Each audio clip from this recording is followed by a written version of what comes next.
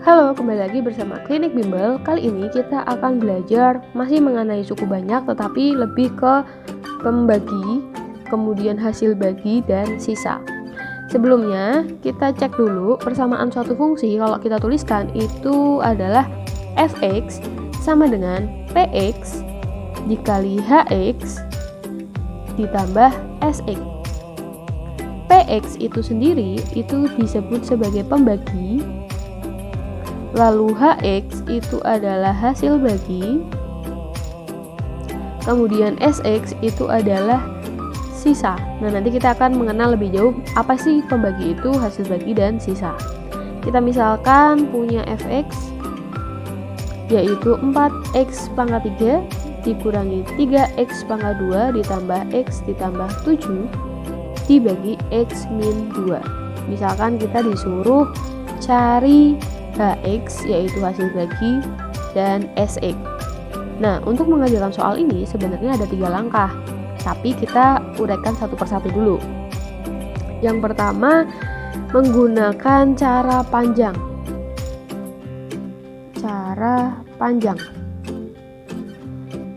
Seperti bilangan lain ya. Jadi kalau kita mau bagi, kita bikin ini porogapit ya istilahnya ya. Yang atas kita taruh di sini, min 3x kuadrat plus x plus 7. Ini adalah bilangan yang akan kita mau bagi. Kemudian pembaginya kita taruh di x min 2.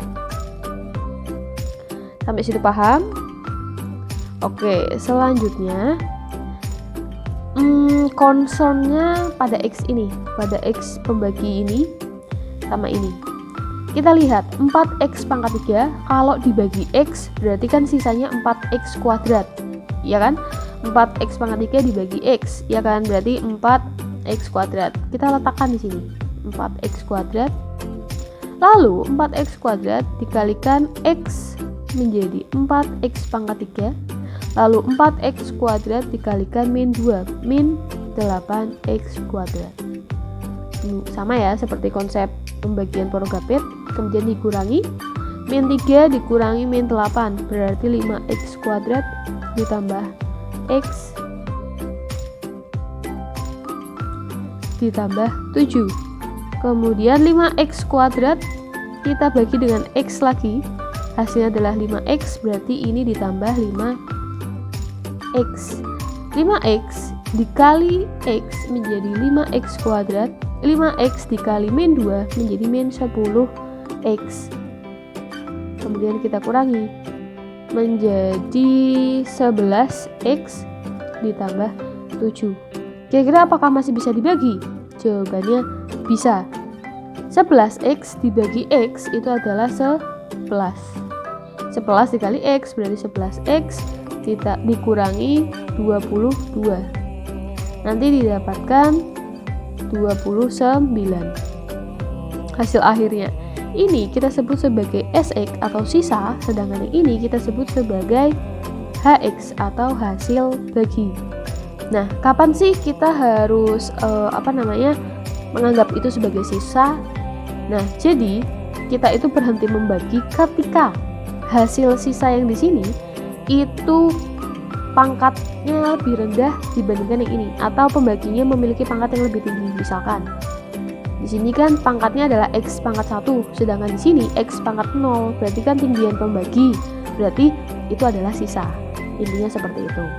Maka kalau kita tuliskan hx-nya itu berarti 4x kuadrat ditambah 5x ditambah 11, kemudian sx-nya itu adalah 29. Selanjutnya kita akan menggunakan cara kedua. Cara kedua itu kita menggunakan Horner. Kita tulis terlebih dahulu ada x pangkat 3, x pangkat 2, x pangkat 1, dan x pangkat 0. Kemudian kita bikin garis di sini. Sebentar. Sini ya. Kemudian kita tulis koefisiennya, yaitu di sini 4, di sini min 3, lalu 1 dan 7. Nah, ingat kalau misalkan di video sebelumnya kita belajar untuk cara Horner, di sini itu ada angka yang merupakan akar dari persamaan polinomialnya. Tetapi untuk cara Horner untuk mencari pembagi dan hasil bagi, kita masukkan nilai ini yang di dalam sini itu dari pembaginya. Jadi X min 2 sama dengan 0, berarti nanti X sama dengan 2. Kita masukkan angka 2 di sini. Tetapi ingat, angka 2 di sini itu bukan akar. Karena ketika nanti kita masukkan belum tentu menghasilkan sisa 0, tergantung sisanya.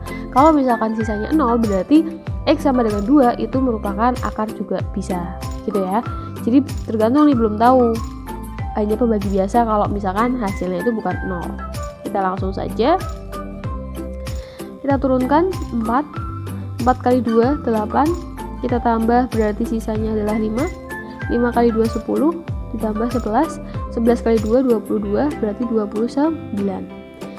Ini itu adalah SX, berarti bukan 0 ya. Artinya apa? Artinya 2 itu bukan pembagi, bukan akar.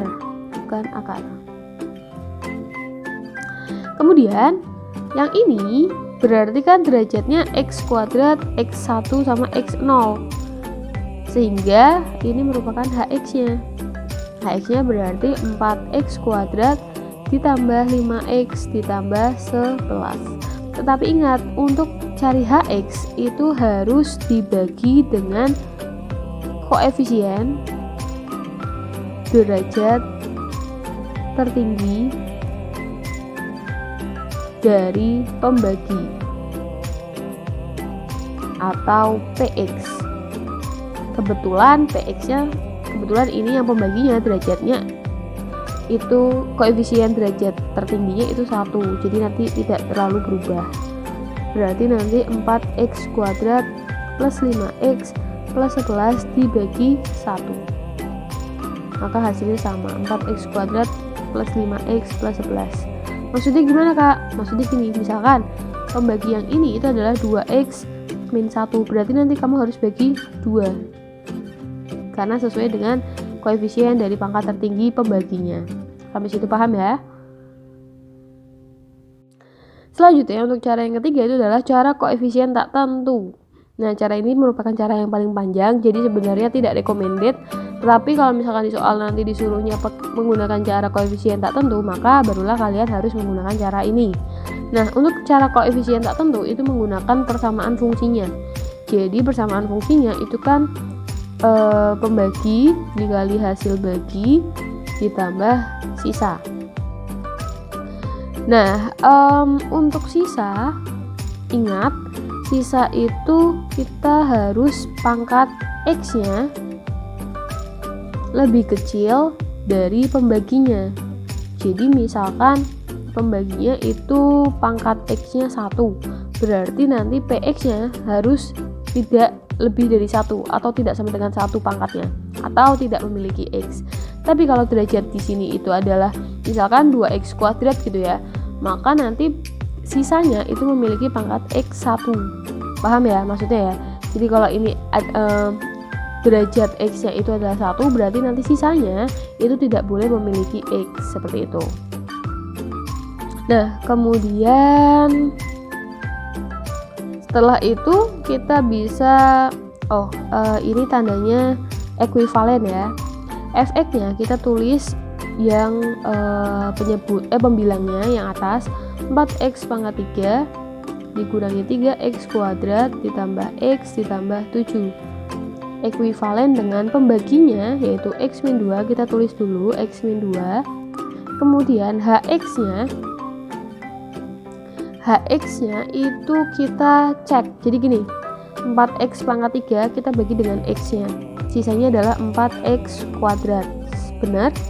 Oke, kalau sudah benar 4x kuadrat, lalu kita tahu bahwa angka-angka berikutnya itu adalah ax plus b. Kenapa bisa kayak gitu? Karena kan ini derajat 2, berarti otomatis sebelahnya derajat 1 dan sebelahnya lagi tidak punya x.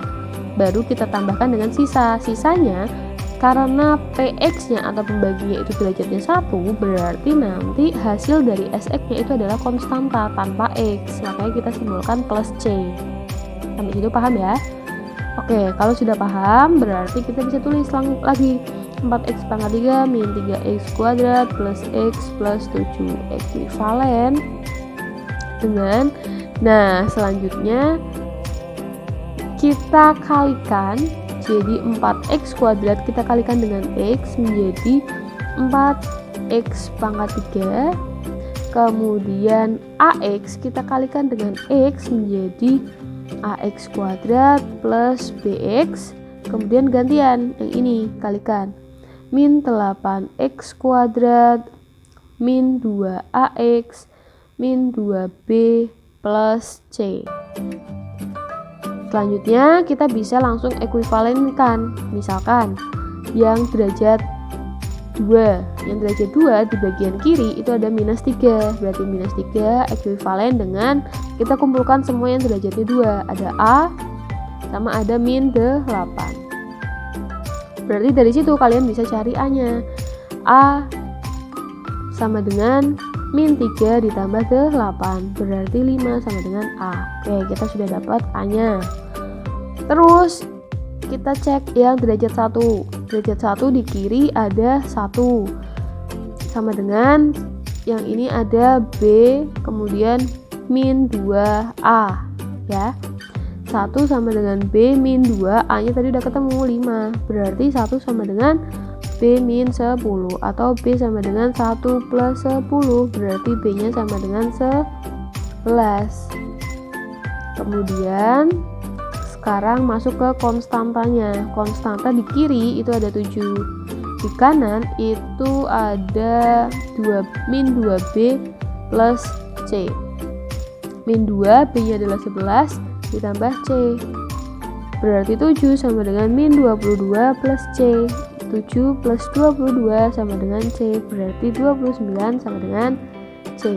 Nah hasilnya sama, jadi SX-nya itu sebagai C, maka hasilnya adalah 29, sedangkan HX-nya itu adalah 4x kuadrat plus AX plus B. Yang ini ya, itu adalah hasil dari baginya. Kemudian kita tinggal masukkan saja nilainya. Menjadi 4x kuadrat ditambah A-nya kan 5, berarti 5x plus B, 11. Ini adalah hasil bagi.